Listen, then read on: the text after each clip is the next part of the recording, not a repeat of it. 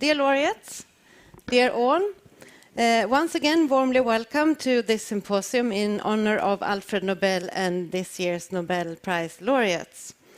As mentioned, my name is Maria Brogren, and I'm the Science Counselor at the Swedish Embassy to the US.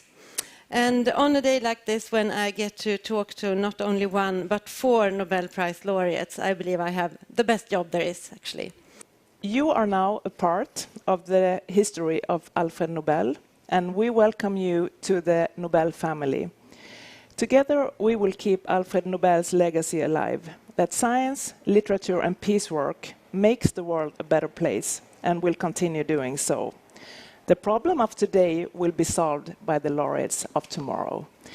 It was not an easy experiment to do, much more difficult than we had anticipated, especially since nobody had ever done this before, and also because we really didn't have any money. It was all totally bootlegged.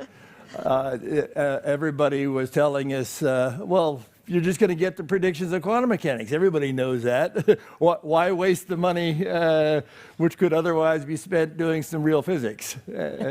But nonetheless, we persevered. So I went on and said, well, okay, maybe I'm wrong. So I did another experiment, and actually ended up doing 3 more experiments at UC Berkeley, and they all came up with the same answer. Einstein was wrong, Bohr was right, and quantum mechanics, predictions of quantum mechanics were right.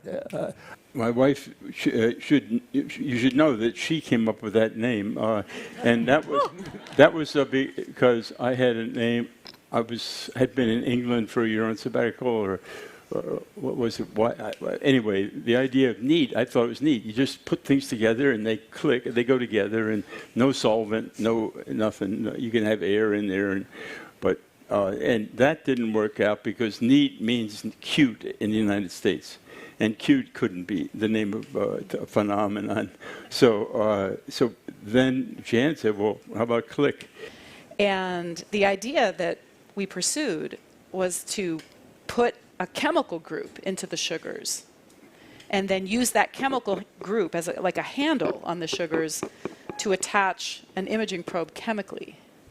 But for the technology to be useful in living systems, so live cells, live animals, you'd have to do that chemistry in a living system, right?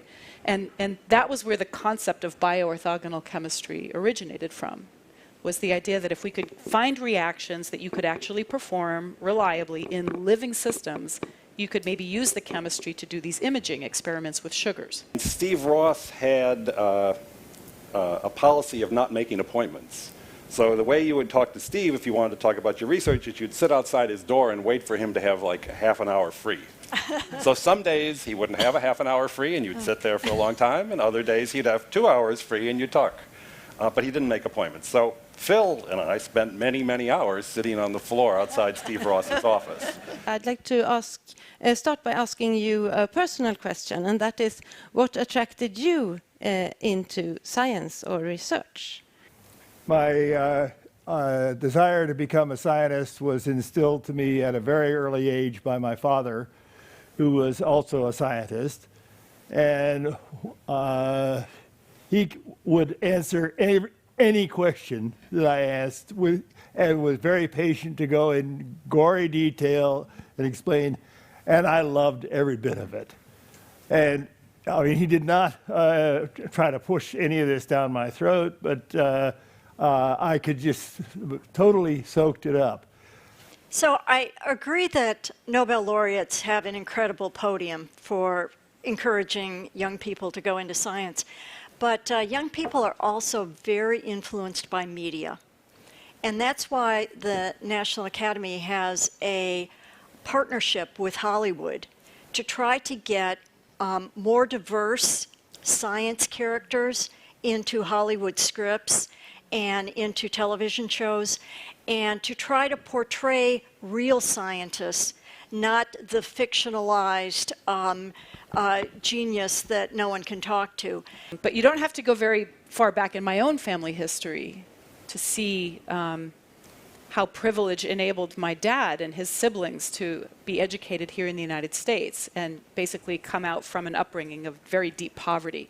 They were born to Italian immigrants who were uneducated, and he grew up on a farm, essentially.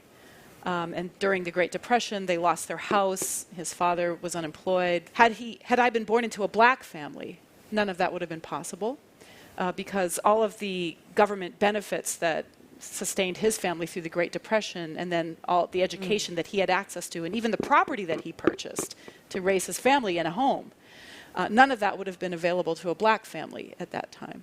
And so the question now for me is, what can I do to pay that privilege forward and to create opportunities for younger scientists who didn't have the luxuries that I had? And I think that should be that's a career goal of mine. Thank you so much to Dr. Marsha McNutt and Dr. Anna Joaji for joining us for the panel discussion. And thank you to Dr. Klause, Dr. Betozzi, Dr. Sharpless, and Dr. Diamond. And congratulations again on your prizes, and safe travel to Stockholm next week.